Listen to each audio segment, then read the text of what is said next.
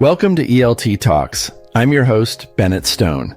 In today's episode, we're diving into the fascinating world of morphology, focusing specifically on word formation.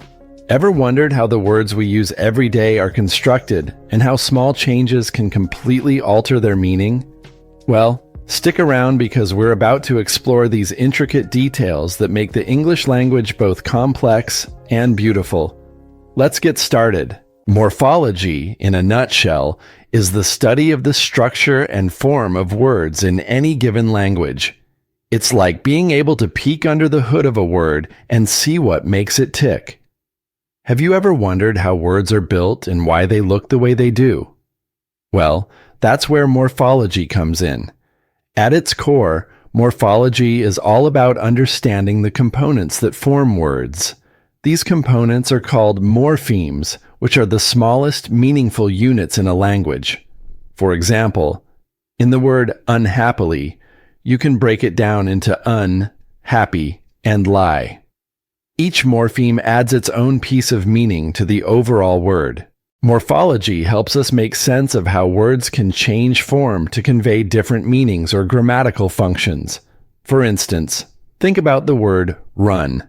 It's a simple verb, but when you add various morphemes, it can transform into running or runner.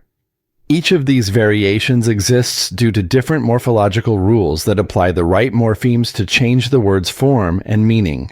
Not only does morphology reveal how words are constructed, but it also provides insights into the rules governing their modification. Think about pluralization, for example. In English, we usually add an S to make a word plural, like cat becoming cats. However, other rules come into play with words like mouse turning into mice or goose becoming geese. Morphology helps us decode these changes and understand why they occur. So why should we care about morphology?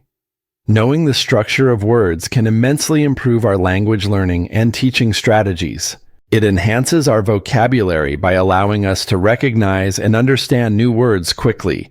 Plus, it aids in better spelling and pronunciation by giving us the rules behind word formation. Morphology isn't just about the technical stuff, though. It also tells us fascinating stories about the history of a language and how it evolves over time. Take English, for instance. It's a language that borrows heavily from Latin, Greek, French, and many others. These influences are visible in its morphology, making English a dynamic and endlessly interesting language to study. So next time you come across a complex word, you'll have the tools to dissect it and understand its components, thanks to the wonders of morphology. Word formation is a fascinating aspect of language study that delves into the various ways in which words are created in English. In essence, it's about understanding the rules and patterns that govern how new words come into being, which ties back to the broader field of morphology. One common method of word formation is compounding, where two or more words are joined to create a new term. Consider toothbrush, a word formed by combining tooth and brush. It's a straightforward but effective way to create new words that convey specific meanings. Another key process is derivation, which involves adding prefixes and suffixes to root words. For instance, when we add the prefix "anawa" to the word happy, we get unhappy, altering the meaning completely. Similarly, the suffix "ness" can transform the adjective happy into the noun happiness. We also have conversion or zero derivation, where a word shifts from one part of speech to another without any changes in form. For example, the noun email can also be used as a verb, as in, I'll email you the details. This process is quite fluid and reflects the dynamic nature of language. Blending is another interesting method, where parts of two words are combined to create a new one.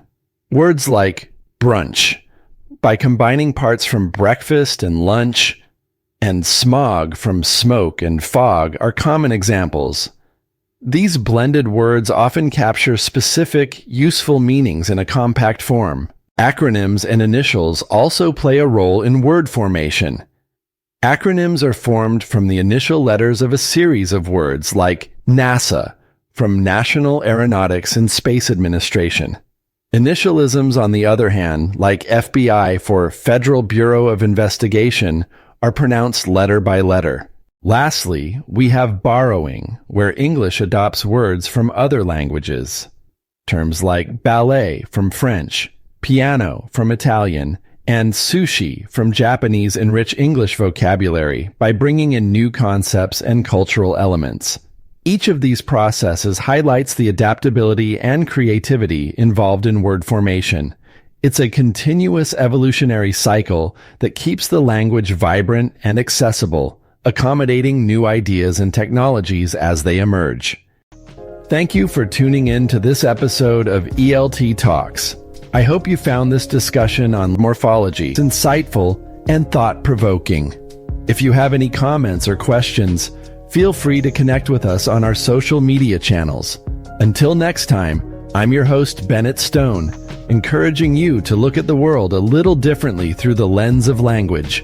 Have a fantastic day.